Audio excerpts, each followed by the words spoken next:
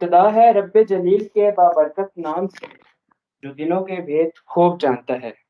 دیکھتی آنکھوں اور سنتے کانوں کو السلام علیکم۔ میں محمد احمد آپ سے مخاطب ہوں۔ آج جمعۃ المبارک اکتوبر کی 15 تاریخ اور ربیع الاول مبارک کی 8 تاریخ ہے۔ آج کی مارننگ اسمبلی عسکریہ اسکول اور کالج واک اینڈ کیمپس کی جانب سے پیش کی جا رہی ہے۔ میں اپنے تمام سننے والوں کو خوش آمدید کہتا ہوں۔ اسمبلی کا آغاز نور بصیرت سے ہوتا ہے۔ میں محترم سردانی صاحب سے گزارش کروں گا کہ وہ آئیں اور بچوں کو نماز کا سبق سکھائیں۔ جناب محترم سردانی صاحب۔ السلام علیکم ورحمۃ اللہ وبرکاتہ۔ میرے ساتھ نماز کا سبق دہرائیے۔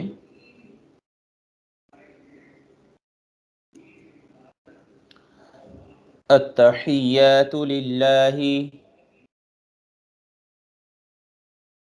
تمام قولی عبادتیں اللہ کے لیے ہیں۔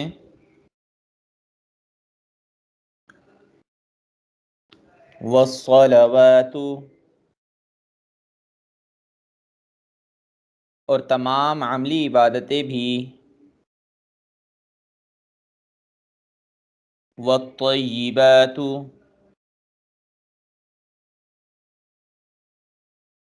اور تمام مالی عبادتیں بھی۔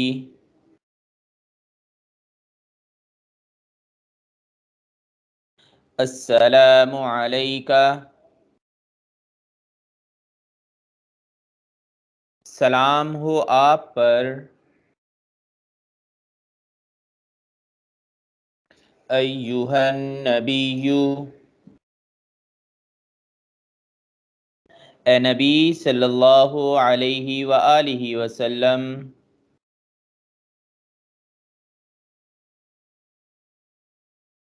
ورحمۃ اللہ،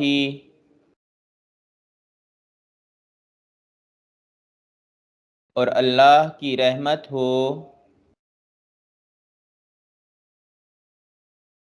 وبرکاتہ، اور اس کی برکتیں ہوں۔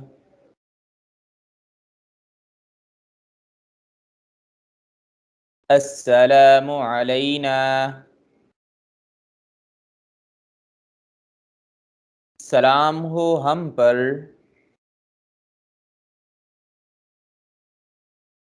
وعلی عباد اللہ الصالحین،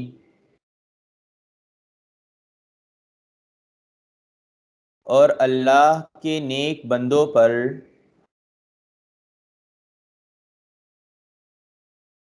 اشہد ان لا الہ الا اللہ،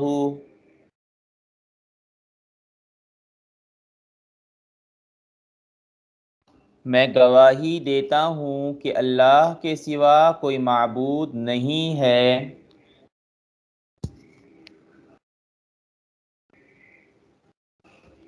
وَأَشْهَدُ أَنَّ مُحَمَّدًا عَبْدُهُ وَرَسُولُهُ،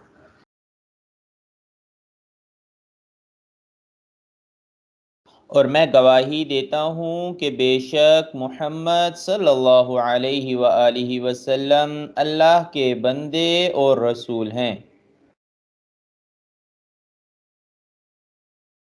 جزاکم اللہ خیر۔ جزاک اللہ۔ یہ تھے جناب محترم سردانی صاحب۔ معزز سامعین کرام، قرآن پاک ایک ابدی پیغام ہے جو قیامت تک آنے والے تمام انسانوں کی رہنمائی کرتا رہے گا۔ قرآن پاک اللہ تعالیٰ کا ایک عظیم معجزہ ہے جو 1400 سال گزرنے کے باوجود بھی آج اپنی اصلی حالت میں موجود ہے۔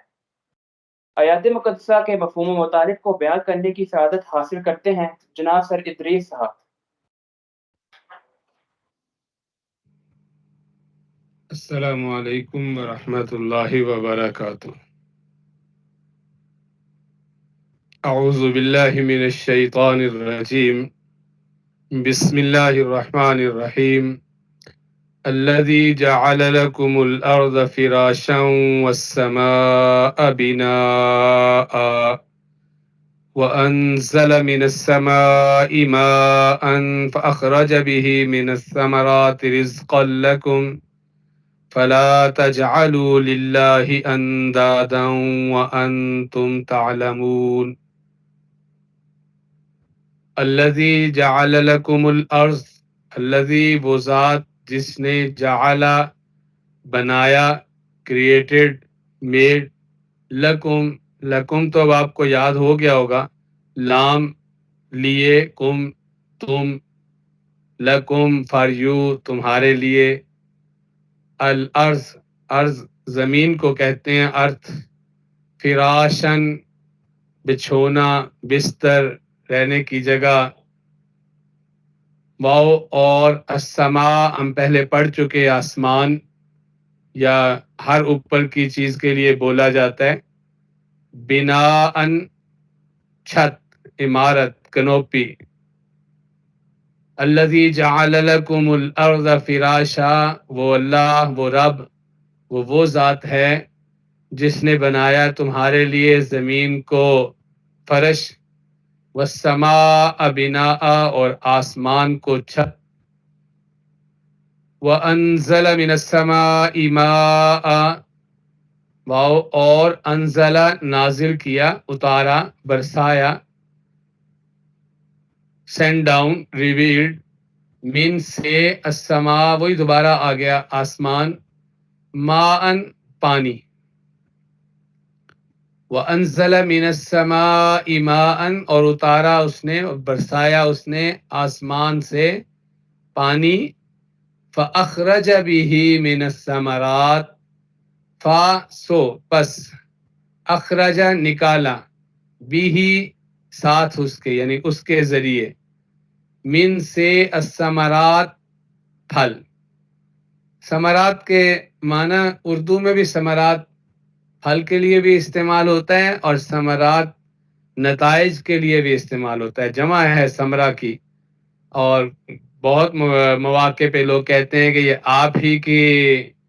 آپ ہی کے کاموں کا نتیجہ ہے یا آپ ہی کے اعمال کے ثمرات ہیں اس طرح یہ بولا جاتا ہے ہماری اردو میں بھی یہاں پھل کے معنی میں آ رہا ہے لیکن آگے چل کے یہ ثمرات یعنی نتائج کے معنی میں بھی آئے گا رزقن رزق لکم وہی لفظ دوبارہ آ گیا تمہارے لیے اور وہ اللہ وہ رب وہ ذات ہے پیچھے سے جو بات چلی آ رہی ہے کہ اس نے نازل کیا آسمان سے پانی اور اس کے ذریعے پھر تمہارے لیے پھل پیدا کیے جو تمہارا رزق ہیں فلا تجعلوا للہ اندادا سو نہ بناؤ پس لا تجعلوا نہ بناؤ للہ اللہ کے لیے اندادن شریک مقابل پارٹنر ایکولنٹ وانتم تعلمون حالانکہ تم جبکہ تم یعنی تم جو ہے انتم تم تعلمون جانتے ہو یو نو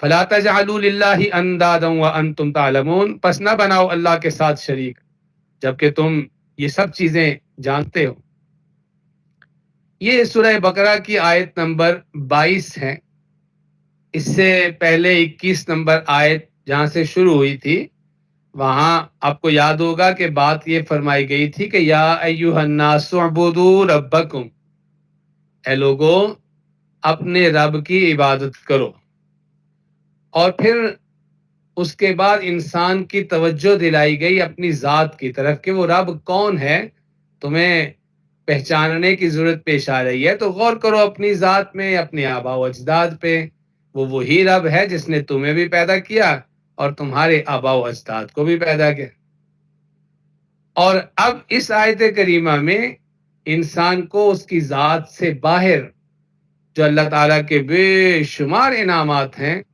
ان میں سے بڑے بڑے انعامات یاد کروائے جا رہے ہیں ادھر توجہ دلائی جا رہی ہے کہ ادھر دیکھو ادھر غور کرو کہ یہ جو زمین ہے اتنی بڑی زمین جو بڑی ہی مناسب سختی میں ہے نہ تو بالکل لوہے کی طرح ہر جگہ پتھر جیسی سخت ایسی بھی نہیں ہے اور نہ بالکل پانی کی طرح کہ اس پہ ٹھہرا ہی نہ جا سکے اور اتنی بڑی کہ سارے انسانوں کو اس نے سنبھالا ہوا ہے، خالی زندہ نہیں، جو اس دنیا سے چلے گئے ہیں وہ بھی اسی زمین میں ہی کسی بھی شکل میں ہوں، وہ اسی زمین میں ہی گئے ہیں، سوائے ایک عیسیٰ علیہ السلام جو اس دنیا سے اللہ تعالیٰ نے انہیں زندہ اٹھا لیا، وہ بھی واپس آئیں گے اور اسی زمین میں دفن ہوں گے۔ تو زمین کو آگے جا کے سورہ مرسلات میں اللہ نے کہا ہے کہ کیا ہم نے ایسا نہیں بنا ایسی بڑی چیز نہیں بنا دیا کہ جس نے تمہارے زندہ اور مردہ سب کو سنبھال لیا ہے۔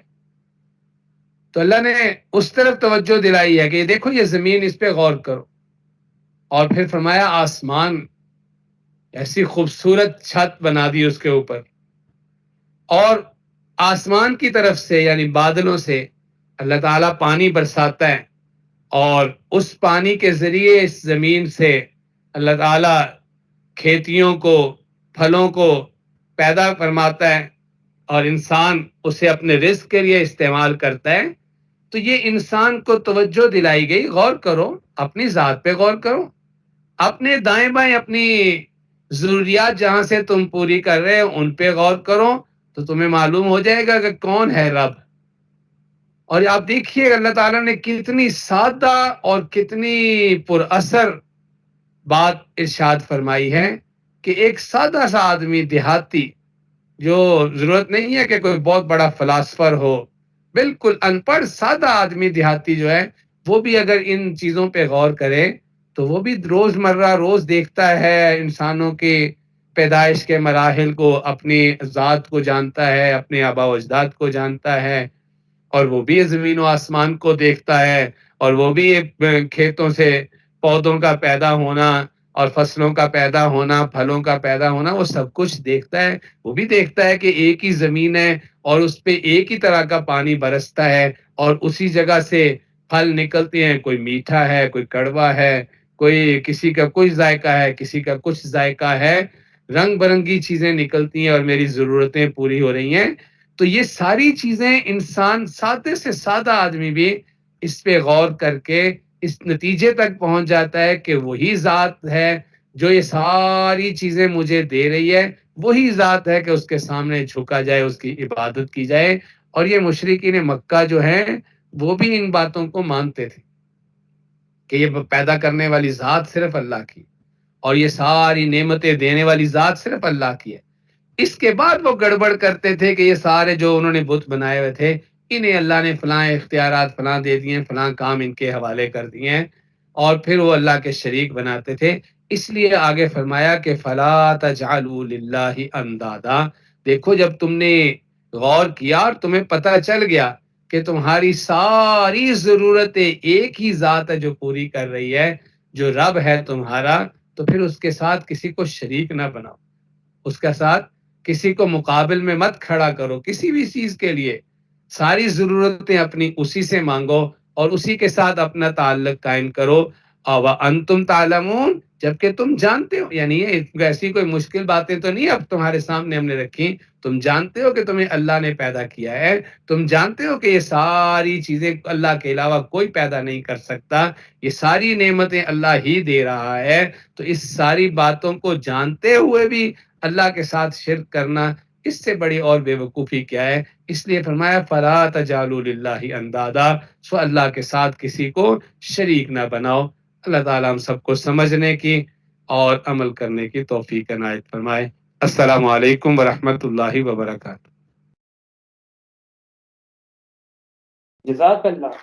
یہ تھے جناب سر ادریس صاحب جو انتہائی خوبصورت انداز سے آیات مقدسہ کے مفہوم و مطالب کو بیان کر رہے تھے۔ اس کے ساتھ ہی آج کے پیغام آپ کی سماعت و رسائی کے لیے میں دعوت دوں گا جناب محمد بلال کو۔ جناب محمد بلال۔ بسم اللہ الرحمن الرحیم۔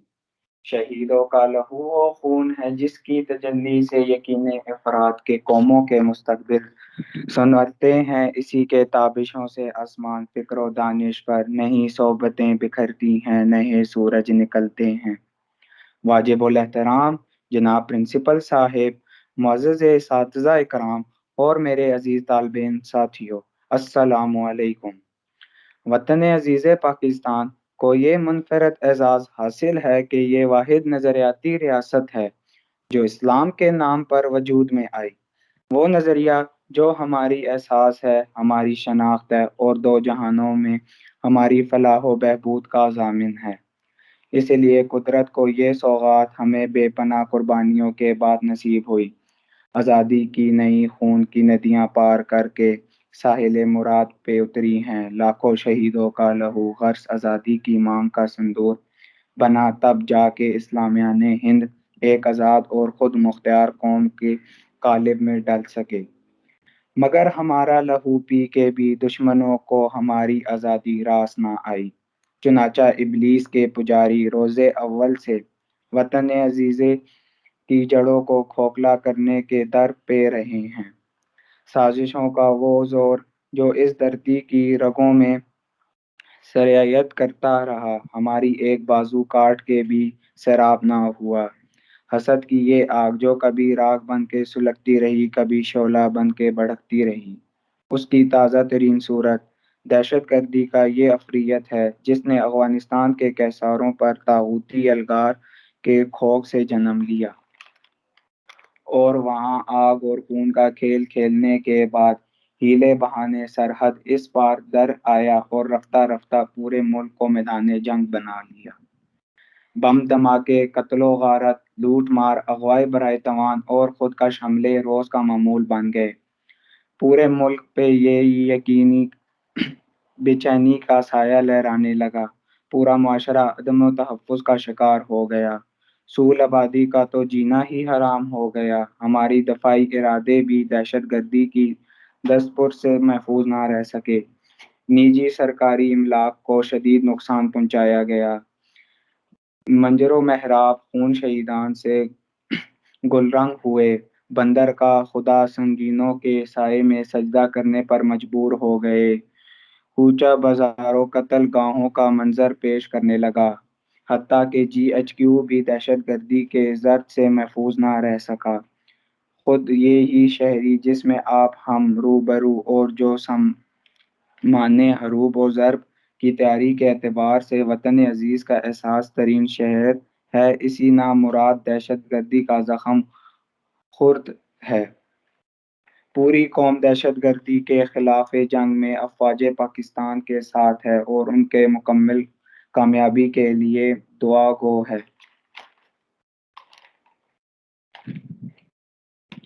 ظلم و جور کا نام و نشان نہ رہے، یہی خوبصورت مقصد ہے جس کی خاطر مجاہد اپنی متاع جان پیش کرتا ہے اور اس کے کوغار و عرض آزادی کی آبرو ٹھہراتے ہیں۔